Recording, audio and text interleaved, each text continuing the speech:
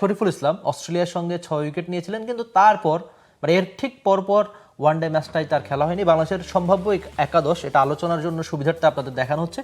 অনেক কিছু অদল বদল আসবে নিশ্চয়ই। তানজিদ হাসান তামিম, লিটন দাস অথবা সৌম্য সরকার, নাজমুল শান্ত, তাওহিদ হৃদয়, নুরুল হাসান সোহান। যদি লিটন উইকেট কিপিং না করতে পারেন সেক্ষেত্রে হয়তো উইকেট কিপার নুরুল হাসান সোহানই থাকবেন। মোসাদ্দেক হোসেন সৈকত, মেহেদী হাসান মিরাজ ক্যাপ্টেন, রিশাদ, তাসকিন, মুস্তাফিজ অথবা শরীফুল। এখানে রিশাদ না খেলে হয়তো শরীফুলও খেলতে পারেন, নাহিদ রানা। মাহফুজ, আপনি কি 4 পেসারের পক্ষে নাকি? 4 পেসারের পক্ষে। প্রথম আলোচনাটা এটাই হোক, পেসার আমরা কজন চাই। জিম্বাবুয়ে যে উইকেট প্রডিউস করেছে, টিম ম্যানেজমেন্ট সেখানে আছে, they will see the wicket. If they see যে উইথ কন্ডিশন সেম উইকেটটাই তারা রাখছে, of course they should go with 4 pacers, mainstream pacers. Soumya যদি থাকেন লাগলে 5 নম্বর পেসার হিসেবে সৌম্য বল করবেন, কিন্তু 4 জন পেসার, একদম মেইন স্ট্রিম 4 জন পেসারকে খেলানো উচিত। আপনি যদিও আপনি এখন এটার পাল্টা একটা যুক্তি আপনি দিতে পারেন যে ভাই আগের ম্যাচের যেই ফরমেশন, সেই ফরমেশনে তো আমরা তাদেরকে ভালো মানে ভালোভাবেই তাদেরকে আটকে দিয়েছিলাম। হ্যাঁ, একজন ব্যাটার যদি কমে যায় তাহলে তো আপনি বিপদ, আপনি তাহলে কোন প্ল্যানে যাচ্ছেন, এই যুক্তিটা আসতে পারে। কিন্তু ব্যাপার হচ্ছে আপনার 3 জন পেসারকে আপনি যেভাবে ব্যবহার করেছেন, আপনি লাস্টে যখন 63 রানে পার্টনারশিপ হলো, 70 রানে 8 উইকেট পড়লো, 86 বল থেকে 63 রানে পার্টনারশিপ হলো, তারপরে ওই জায়গাতে মেহেদী হাসান মিরাজের ক্যাপ্টেন্সিটাও প্রশ্নবিদ্ধ হয়েছে। কারণ end of the match Mustafiz, Taskin তাদের ওভার তো রয়ে গেছে।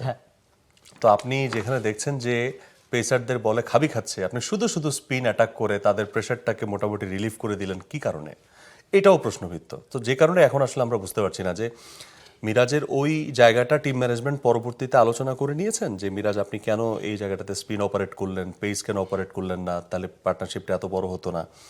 তো ওই জায়গাটা যদি ফাংশনালি তারা আলোচনা করে নেন যে না ঠিক আছে, ওইখানে আমরা স্পিন অপারেট না করে পেস অপারেট করলেই হতো, তো এইটা হইলে তাহলে হয়তো বা খুব বেশি চেঞ্জ বোলিং ডিপার্টমেন্টে না আনারও সম্ভাবনা আছে। কারণ সৌম্য সরকার তো আছে 4th পেসার হিসাবে, এটা একটা আলোচনার বিষয়। আর যদি শরীফুল ঢুকে তাহলে বুঝতে হবে যে টু অ্যাগ্রেসিভ মোডে বাংলাদেশ খেলবে, বাট ব্যাটারদেরকে দায়িত্ব নিতে হবে সেরকম নিশ্চয়তার পর, তাহলে শরীফুল ঢুকতে পারে। আদারওয়াইজ ব্যাটারদের এখন যে অবস্থা, সেখানে শরীফুলকে ঢুকানোটা রিস্ক।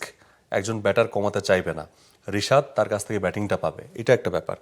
এবার আপনি আসেন লিটনের প্লেসমেন্ট, সৌম্যকে রিপ্লেস করে লিটনকে ঢুকানো, এটা আমি চাচ্ছি না। জানি না যদি এটা হতেও পারে, কারণ নুরুল হাসান সোহান তিনি আগের ম্যাচটাতে এই ভঙ্গুর অবস্থাতেও হাইয়েস্ট 31 রানস তার ব্যাট থেকে, সো তাকে সরাবেন কিনা। বাট আপনি যদি লাইকে লাইক রিপ্লেস করেন যে নুরুল হাসান সোহান কার জায়গায় ঢুকেছিলেন, লিটনের জায়গায়, সো লিটন আসছেন তিনি সরে যাবেন, কারণ ওপেনিং প্ল্যানে তো সৌম্য ছিলেনই।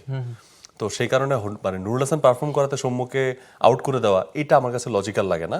কারণ সৌম্যকে নিয়ে যদি আপনার প্ল্যান থাকে, তাকে আপনি ওপেনিংয়ে খেলাতে চান সামনের বছর বিশ্বকাপ, সো আপনাকে এখন থেকেই ব্যাটার সেট করতে হবে। হয় সাইফকে খেলাতে থাকেন, খারাপ করলেও খেলাতে থাকেন, না হয় সৌম্যকে খেলাইতে থাকেন।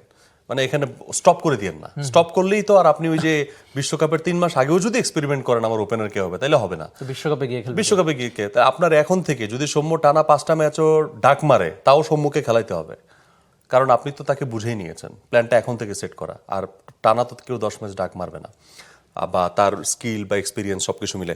তো ওই জায়গাতে আমি সৌম্যকে সময় দেওয়ার পক্ষে। লিটন নুরুল হাসান সোহানকে রিপ্লেস করবে, যেহেতু সোহান ওয়ার্ল্ড কাপের প্ল্যানে নাই। মানে 11-এর প্ল্যানে তো সোহান কোনোভাবে আসলে পাঞ্চ হয় না। সো যদি না হয় তাহলে আপনি মেইন কম্বিনেশন খেলেন না। এক্ষেত্রে মাহফুজ আবার আরেকটা বিপদ আছে, সেটা হচ্ছে লিটন শুধু ব্যাটার পরিচয় যদি খেলে, অনেক সময় হয় কি ইনজুরি থেকে আসলে উইকেট কিপিং করাটা একটু চ্যালেঞ্জিং হয়ে যায়।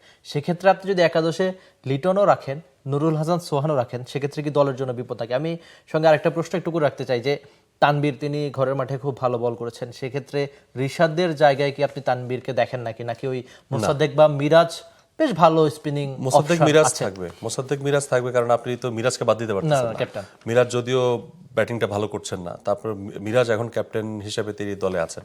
মোসাদ্দেককে এই মুহূর্তে বাদ দেওয়াটা একদমই বোকামি হবে, কারণ তিনি রিসেন্ট অস্ট্রেলিয়ার বিপক্ষে যেভাবে কামব্যাক করেছেন, so he should get time. এমন হবে না যে তাকে বসিয়ে দিয়ে আপনি সোহানকে খেলালেন, তার মানে আপনি প্রতি ম্যাচ প্রতি পারফরমেন্স দিয়ে তারপরের ম্যাচ রিলেভেন্ট ঠিক করেন, এটা তো আসলে উচিত না। তো আপনার তো আগে থেকে একটা কম্বিনেশন সেট করা থাকবে। সো রিশাদ এই মুহূর্তে ব্যাটিং ডেপথের কারণে রিশাদ একটু এগিয়ে থাকবেন, তানভীর না থেকে রিশাদ একটু এগিয়ে থাকবেন, কারণ আপনার বোলিংয়ে তো সমস্যা হচ্ছে না। তানভীরে আপনি কখন যাবেন? যখন আপনার বোলিংয়ে হেল্প লাগবে, যে রিশাদের বোলিং বাজে হচ্ছে, তানভীরের কাছ থেকে আমার বোলিং অ্যাসিস্ট লাগবে। সব উইকেট নিচ্ছে পেসাররা। তো এখানে আপনার রিশাদ আর কে আর হচ্ছে তানভীর কি, এখানে যার ব্যাটিং ভালো তাকে রাখেন, এটা হচ্ছে ব্যাপার। আর যদি এমন করেন যে রিশাদ ড্রপড, ঠিক আছে, আপনি সোহানকেও রাখলেন, লিটনকেও রাখলেন, সৌম্যকেও রাখলেন, আমি অবাক হব না। কারণ রিশাদ এখানে এই ম্যাচ সাপেক্ষে, এই কন্ডিশন সাপেক্ষে মুখ্য না। ওকে, 3 জন পেসার আছে, মেহেদী আছে, মোসাদ্দেক আছে, সৌম্য আছে, 6 জন বোলিং অপশন আপনার। আপনি যদি রিশাদকে ভুলে গিয়ে সোহানকে রেখে, লিটনকে রেখে, আপনি রিশাদকে আউট করে আপনি হচ্ছে মানে লিটনকে ঢুকাই দেন, সৌম্যর জায়গায় খেলুক, সোহানের জায়গায় খেলুক, লিটনকে আপনি ইন করান, তাহলে আপনার কি হলো? ব্যাটিং ডেথ বাড়লো। তো রিশাদকে আমারই ইম্প্যাক্ট ফেলেছেন বোলিংয়ে, তাহলে আপনি রিশাদকে বাদ দিয়ে খেলেন, সিম্পল। এটা হইলে আমি খুব হ্যাপি হব, সত্যি কথা। রিশাদ বাদ, লিটন আছে, সোহানও আছে, সৌম্য আছে, আপনার ব্যাটিং দরকার এই মুহূর্তে, বোলিং যা আছে ওকে। একদমই, মানে একাদশ এমন একটা ব্যাপার যে বাংলাদেশি ক্রিকেট ফ্যানরা কিন্তু কখনো খুশি হয় না যে আপনার এক এক পছন্দ, আবার এক এক পছন্দ, আরেকজনের এক এক পছন্দ, লজিক থাকতে হবে। হ্যাঁ, মানে যুক্তি থাকলেই ভালো, যে নির্বাচক বা যিনি এই সেরা একাদশটা বাছাই করবেন তারও যেন ভালো একটা যুক্তি থাকে, যে যুক্তিটা গ্রহণযোগ্য হয়। For more updates, subscribe to our YouTube channel and click on the bell icon. Follow us on Facebook and Instagram. Download T-Sports app to enjoy exciting games and highlights. Visit tsports.com.